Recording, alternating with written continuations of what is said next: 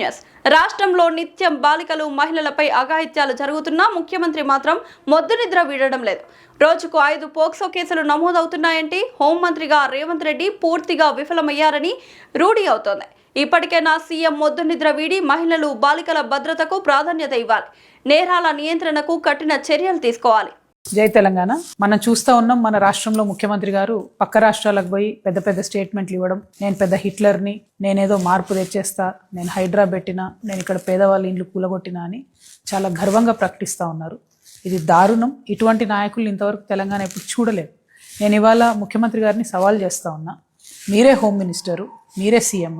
ప్రతిరోజు ఒక చిన్న పాప, ప్రతిరోజు ఒక బాబు, ప్రతిరోజు ఒక మహిళ ఏదో ఒక విషాద సంఘటన చూడకుండా తెలంగాణ ఉండలేదు. ఇవాళ ఏ రిపోర్ట్ చూసినా కూడా 5 మంది చిన్నపిల్లల్ని మొలెస్ట్ చేస్తూ ఉన్నారు, చంపేసేటటువంటి ప్రయత్నం చేస్తూ ఉన్నారు.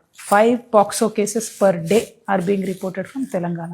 ఖమ్మంలో నేను ఒక చిన్న పాపను చంపేసేటటువంటి ప్రయత్నం, 4th ఫ్లోర్ నుంచి తోసేసేటటువంటి ప్రయత్నం జరిగింది. పట్టపగలే బట్టబయలుగా భయం లేకుండా దారుణాలు జరుగుతున్నాయంటే మీరు అట్టర్ ఫ్లాప్ అయినరు హోంమంత్రి కానీ అర్థం. మహిళల సంగతి ఆలోచించుకున్నట్టయితే మొత్తం సౌత్ ఇండియాలో మనం టాప్ ఉన్నాం.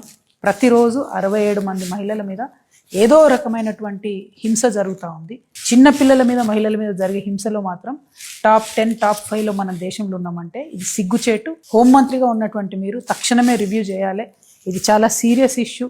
ఒక పెద్దన్నగా ఉండాల్సినటువంటి మీరు చిన్నపిల్లల్ని, మహిళల్ని పట్టించుకోకపోతే తీవ్రమైనటువంటి తిరుగుబాటు మహిళలలో వస్తుంది.